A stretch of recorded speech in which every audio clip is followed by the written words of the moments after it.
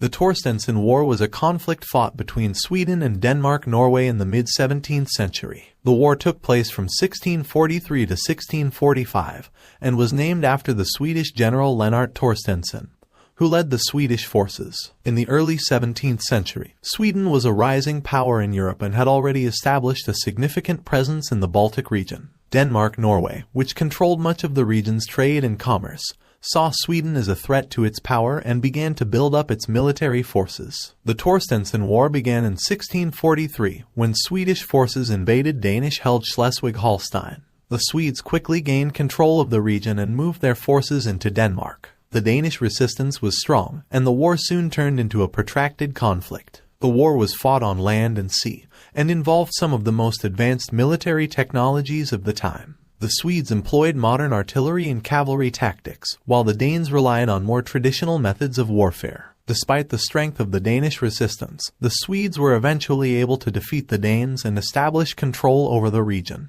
The Danes were forced to sign the Treaty of Brömsebro, which recognized Swedish control over Schleswig-Holstein and other territories. The Torstenson War had significant political and economic consequences for Sweden and Denmark-Norway. For Sweden, the war was a major victory and helped to establish its position as a dominant power in the Baltic region. The success of the war also had domestic political consequences, as it helped to bolster the reputation of the Swedish government and monarchy. For Denmark-Norway, the war was a humiliating defeat and marked the beginning of a long period of decline. The loss of Schleswig-Holstein was particularly significant, as it represented a strategic and economic asset for Denmark. The Torstenson War was a significant event in the history of Sweden and Denmark-Norway. It marked the beginning of Swedish dominance in the Baltic region and established Sweden as a major European power. The war had lasting political and economic consequences for both countries, and its legacy can still be seen in the region today.